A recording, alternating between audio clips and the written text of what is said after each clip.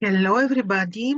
Now, on 19th of April, Jupiter is leaving Pisces and is entering sidereal Aries to be there 1 year. This is not a bad news at all. We know that Jupiter was quite powerful in Pisces because this is the place which he naturally rules. You know that Jupiter is ruling Pisces and also Sagittarius. He is entering now Aries. In the meanwhile, Jupiter is not visible on the sky. He's invisible, meaning that he's hiding in the rays of the sun. So we will not really feel very much drastically his energy in the very beginning of his entrance in Aries. On 12th of May, approximately, Jupiter becomes visible. Then we will be able to experience a bit better the positive energies of Jupiter.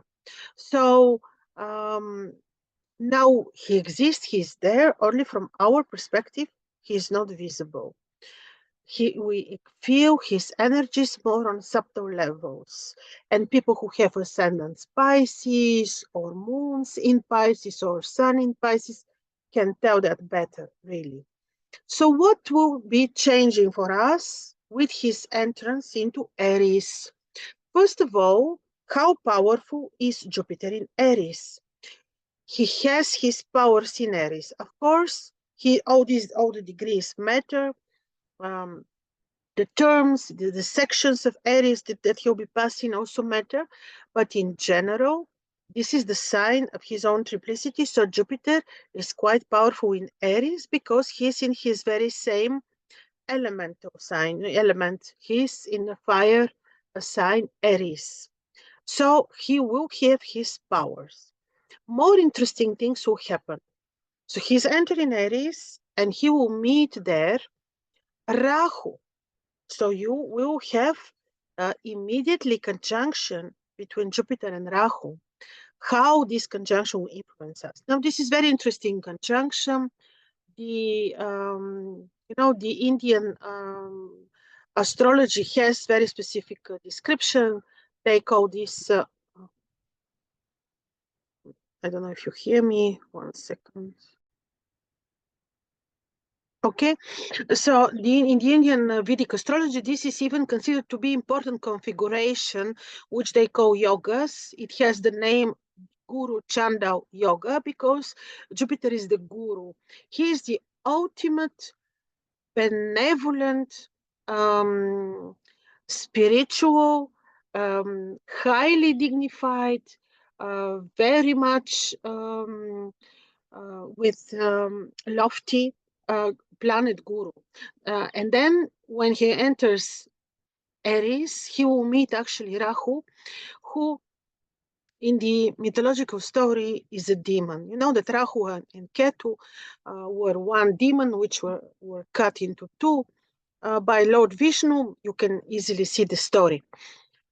So also, according to the ancient astrologies, Jupiter, the guru, who is forming the Guru Chandal configuration, is the only planet who can be in control of the two demons, Rahu and Ketu, the head and the tail of the dragon. So we will be witnessing what? Jupiter is entering Aries. He will make conjunction with the head of the dragon, and he will be able somehow to be in control of this energy. Now, the logic behind this configuration is that it is malefic configuration, but I am careful to say that. I believe it depends, actually. I think that once Jupiter enters Aries, he will be very powerful and he will be in control of this energy. Of course, you can imagine what is happening when you have the drastic, quite extreme, martial, driven, uncontrollable energy, and when you have the very lofty, spiritual, benevolent, patient, moral guru as Jupiter. So this will be interesting configuration. How this is described when seen in the horoscopes. We see this when you see this in a key position in the horoscope, people who would have this conjunction, Jupiter, Rahu, in this particular placement. Of course, the degrees matter, but in general, such people will be very spiritually daring. They would also be, depends also in which house this is happening, but such people will be very much like not really aggressive, but they would be trying, daring, all type, rebellious even, because of the rebellious nature of Rahu.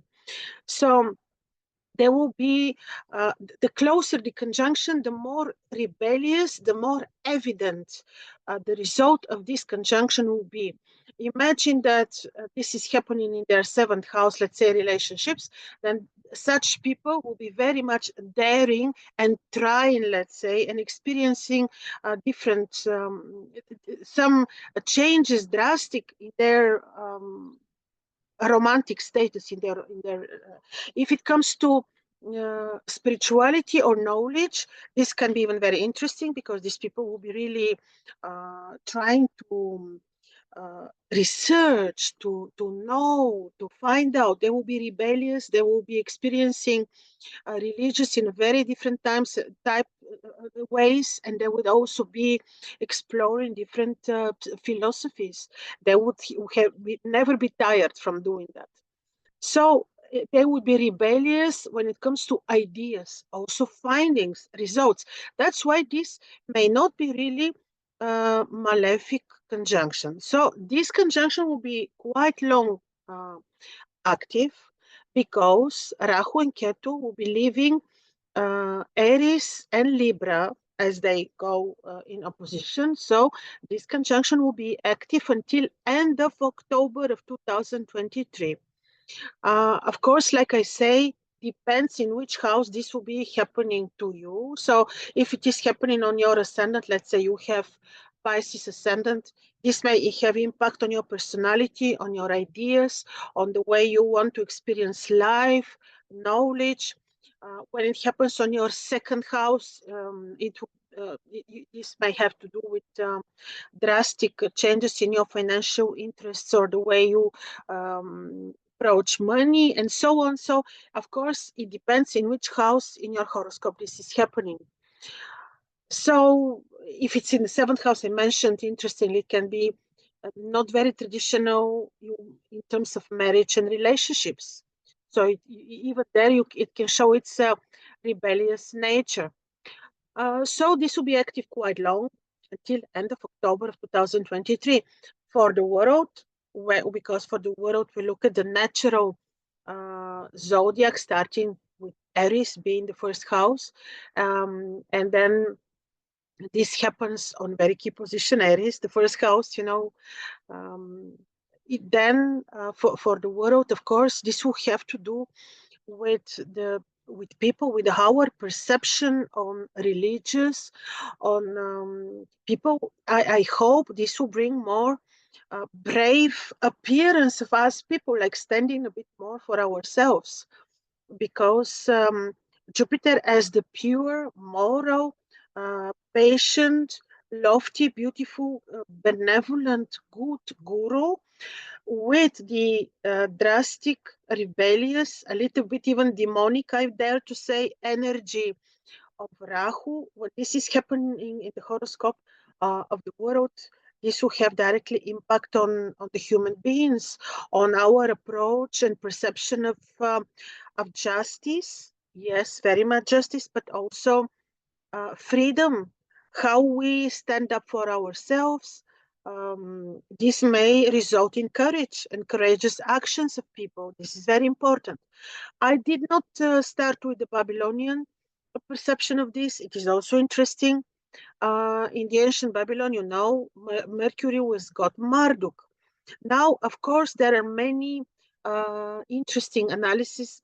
Uh, now, god Marduk, especially when you research the Gnostic analysis in texts, is not considered to be that benevolent, but to me this is Jupiter and he is benevolent, and god Marduk actually was considered to be friend of people, and he was the one who defeated his grandmother Tiamat, who wanted to destroy humanity. So in general, the perception is that Jupiter is in his form of the ancient god Marduk is considered to be actually benevolent.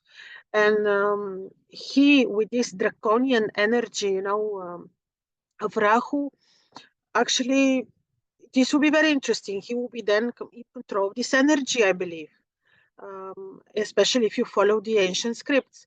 And then further on, the Greeks, this was Zeus. For the Romans, this was Jupiter. Perceptions and incarnations of the energy of Jupiter. This is benevolent, very very beautiful energy. And being, again, to remind you, in Aries, in his own triplicity, Jupiter is powerful. There will be point very soon when I will use this energy for the creation of astrological talismans, because I did make talismans 4 years ago when Jupiter was in Sagittarius. This was great chance. Now this year, a little bit, last year more, I made astrological talismans when Jupiter was in Pisces, of course, and he will be beautifully powerful when he will be passing through Aries. But of course, every degree matters. So the creation of astrological talismans I will announce a little bit later. But still, I am saying this just to tell you that still I consider this to be benevolent presence of Jupiter in Aries. Additional important fact. We know now that since end of January of 2023, Saturn entered sidereal Aquarius. I have 2-3 videos only on this topic. And the presence of Jupiter is very important because the transit of Jupiter in relation to Saturn will have influence on the Saturnian energies, of course, because we look at this as an aspect.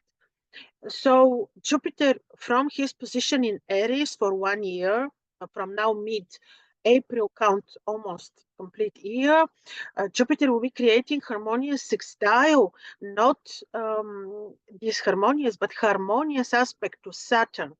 Financially, this is not bad because these two planets are very much related to the finances of the world and of the people, of course. Very beneficial this will be for people with ascendant Aries, moon in Aries, midheaven in Aries, Aries on key position in their horoscopes. This will be very important. Anyhow, Jupiter Saturn for 1 year will form sextile, and this is harmonious aspect in astrology, and this is very good. In addition, of course, we have to look at the eclipses too. So I will make separate video today or tomorrow, of course, because the eclipses are coming. We have one eclipse, the solar one, now on 20th of April, and then the second one, 6th of May, 5th, 6th of May, the lunar one. They go in couples, you have solar, lunar. Then we have the other couple of eclipses. You have one which is 15th of October and then 30th of October. And the eclipses are taking place because of the presence of the very same lunar nodes, Rahu and Ketu. And Rahu and Ketu will be, of course, they always take part in the eclipses. And Jupiter now will participate in these eclipses, the coming eclipses. With the first eclipse, Jupiter will be already in Aries, 20th of April, but invisible. Still, his presence is there, and the ancients are saying that when benevolent planet is participating in the eclipse, the evil is disappears. Well, his presence is not that powerful, but I still have some hopes that the energies of the eclipses, which are usually malefic, will be softened because of Jupiter in Aries. So this is another very important point of Jupiter in Aries. Even the second eclipse, 5th, 6th of May, Jupiter again will be in the eclipse point, and this is very important because last year The 4 eclipses took place also on the axis of Aries Libra, but they were heavy. I know it by now seeing so many horoscopes and people who really had hard time around the eclipses, especially when they have Aries Libra axis on a key position in their horoscope. This could be ascendant, descendant, moon, sun. But now also these people who have it less heavy because Jupiter is participating there, and this is very, very, very, very important. So, ladies and gentlemen, I'm really looking forward to Jupiter entering Aries now in 1-2 days, but I also look forward to see the first appearance of Jupiter, which is around 12th of May, because only then we will really start feeling his positive energies. And this will explain to you why eventually you will not really feel his beautiful presence before mid-May, because he's invisible. So, well, I hope this was informative. For me personally, it's very interesting. I'm looking forward to leave this astrology momentum to see how the Jupiter and Rahu conjunction will influence us. So all the best, and expect very soon, today or tomorrow, my work on the 2 eclipses. I look at them always as couple because they are. We have now Jupiter. We have now eclipse on the 20th and then on the 6th, 5th, 6th of May. All the best to you. Bye-bye.